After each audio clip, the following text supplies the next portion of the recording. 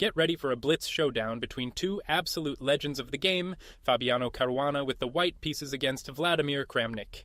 We open with a classic Rui Lopez. Both players are developing their pieces logically and solidly, building a foundation for the complex middle game to come. The development continues with both sides castling their kings to safety. White brings a rook to the e-file, black fianchettos the bishop to g7. Very standard, very solid chess from both titans. And here comes the first real action. After some maneuvering, Kramnik lashes out with the pawn to f5, challenging white in the center. Caruana accepts the trade and the g-file is ripped open. Caruana responds with a central assault of his own. First pawn to d4, and after black pushes past, pawn to d5, clamping down and creating a tense, complex position. And now, a brilliant shot. Kramnik sacrifices his knight on e5, a fantastic move to disrupt white's coordination and completely equalize the position. The follow-up is forced. White takes the bishop on d7, black recaptures with the queen, and Caruana's knight lands powerfully on e6.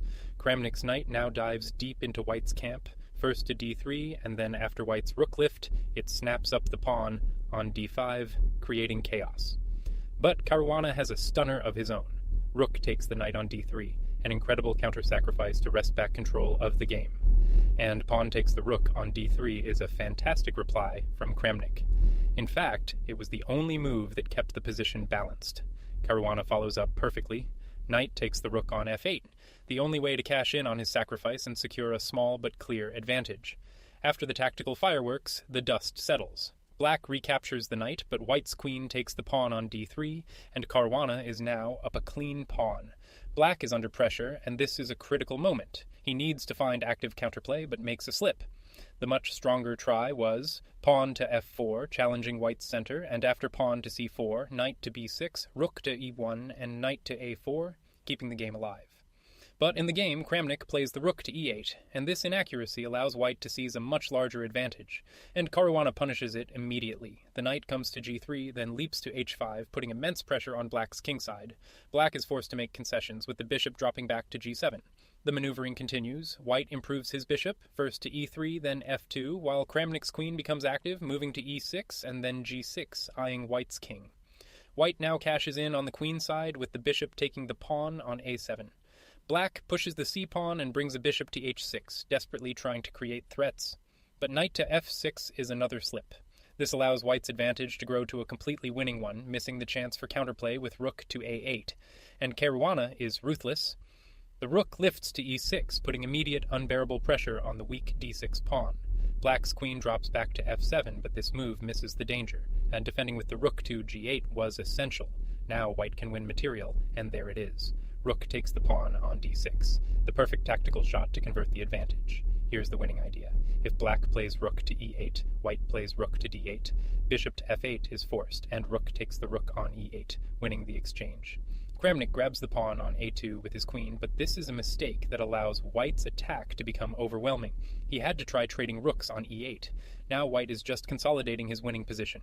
The bishop takes the pawn on c5, then plants itself on the powerful d4 square, and the king tucks safely away to h2. Black's position is completely collapsing, and queen to b1 is another error in a desperate situation. A more stubborn defense was knight to e8. Then, after bishop takes bishop on g7, check, knight recaptures on g7, rook to d7, and queen to c1. But in the game, black plays queen to b1, and this just walks into more trouble as white's attack intensifies. The rook swings over to b6, preparing to invade on the b-file and cause even more havoc. Queen to c2 is played, but under this immense pressure, it's just one inaccuracy after another. White now has a decisive blow. And there it is. Rook takes the pawn on b7, a crushing move that grabs another pawn and threatens to win everything. Knight to e8 is played in defense, but it's too little, too late.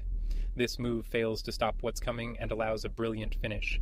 Absolutely spectacular. Rook takes the bishop on g7. Caruana sacrifices the exchange to rip open the black king's defenses for a final winning assault. And here comes the final decisive blunder. Recapturing is natural, but it leads to a forced mate. The only way to survive a bit longer was knight to f6. Then, after rook to g5, queen to a4, rook takes pawn on f5, and king to g8.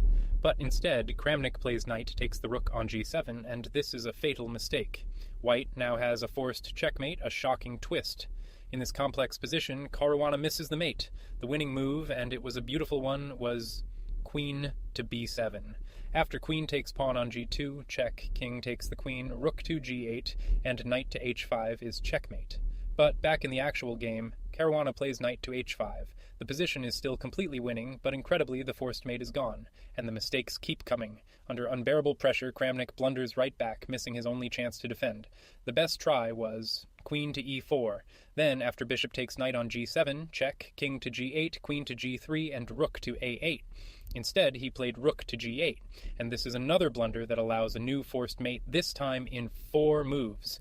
And in an absolutely unbelievable turn of events, Caruana misses the mate again. The move that would have ended the game on the spot was queen to g3. After queen takes g2 check, queen takes g2, pawn to h6, and bishop takes knight on g7 check would win immediately. But in the game's final move, he plays knight takes the knight on g7. It's not the checkmate, but the position is so crushingly lost that this is where Kramnik resigns. What a chaotic and brilliant battle. After a series of incredible sacrifices and shocking blunders from both sides, Fabiano Caruana takes the win. Kramnik resigned here, hopelessly down a piece with no counterplay. Here's just one way the end could have come. If queen to a4, knight takes the pawn on f5 with check.